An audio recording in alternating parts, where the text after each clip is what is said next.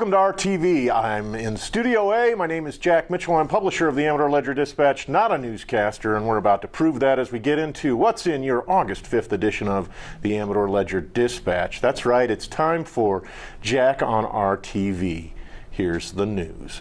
Stockton Mayor Anthony Silver arrested at Stockton City Camp at Silver Lake in Amador County. So what did he do? First, he recorded private conversation without consent of all the parties involved. We'll get back to that. Basically, illegally recording a minor or underager, not a child minor, not a child, not like a minor, you know, gold minor, no, a child. So we're all right there. Second count involves two incidents when Silva allegedly did unlawfully sell, furnish, and cause to be sold, furnished, and given away to persons under the age of 21 years an alcoholic beverage.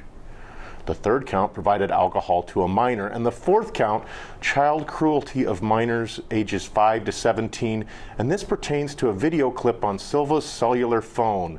It contained audio and video of participants involved in, you guessed it, a strip poker game. The conversation indicates that they were naked and drinking alcohol.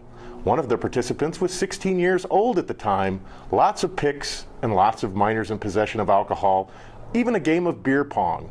There's a list of previous scandals and accusations Silva has faced, this one being the latest. He gets the headline of the week, the bonehead of the week, and the "Wow, am I ever stupid" t-shirt. We'll mail that to you at the Amador County Jail. Also in today's Ledger-Dispatch, take a look at the Amador County Fair wrap-up. It was a hot one on many fronts, good attendance and lots of money raised and donated back to our area youth. In Ione City Council news, they have received a letter from the California Regional Water Quality Control Board. They're kind of like the evil empire in Star Wars that critique the city's plans to address heavy metals in groundwater. They have some wastewater issues there. The Amador County School District is considering a plan that would, among other things, bring a solar power farm to the Argonaut High School campus.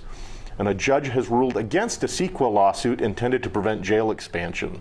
There was a fake car pursuit that confused some folks in Jackson, and in Sutter Creek City Council, they handed out delinquent sewer bills. And now it's time for our favorite segment, the call log. July 20th, 6:01 p.m. in Pioneer.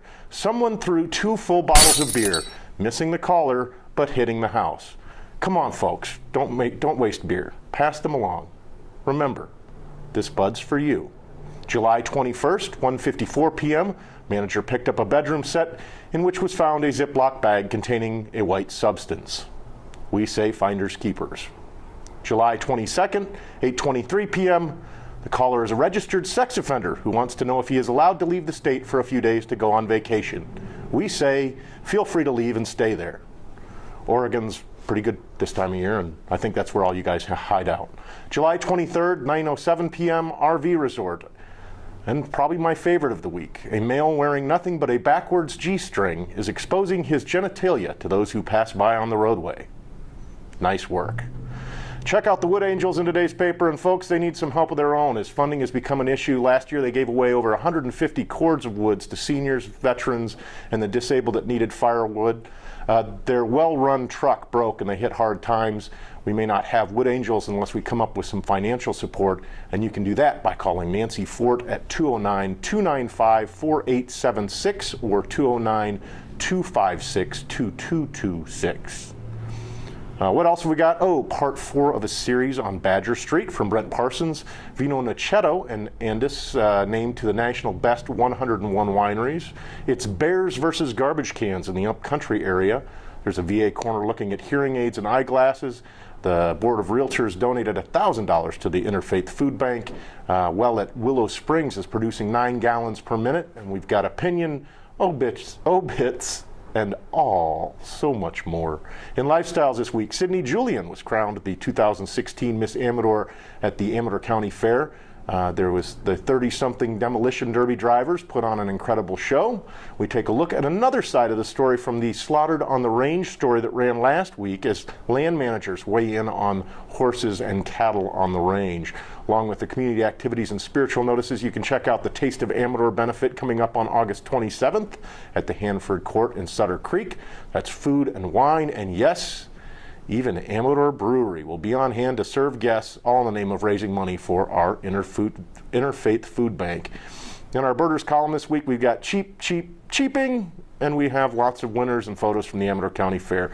Anne of Green Gables is coming to the Volcano Theater Company. Went to Whiskey Flats Saloon last night on Wednesday. They've got karaoke going on. Tons of fun. Don't drink too much. It hurts a little today. And of course, Rosebuds Cafe is holding open mic nights in Jackson the third Thursday of every month, so bring your talent.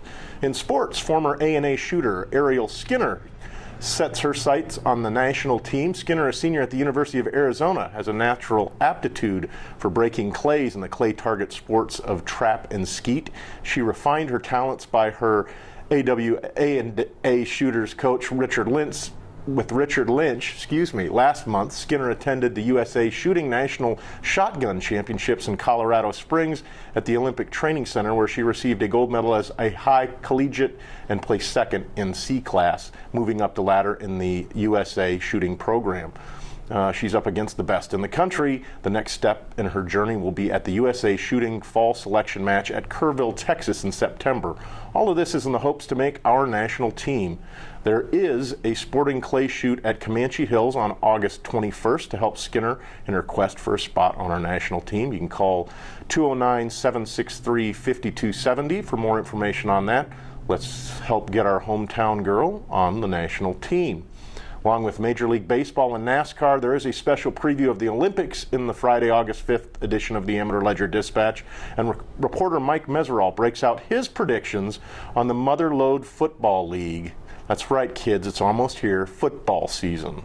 You can register for the fall junior tennis teams, if you're a kid, that is. I don't think they just let anyone do it. And there is a complete lineup of ACRA classes, including some new entries that I know Cam Merzlak and myself are watching and monitoring closely for belly dancing and salsa dancing.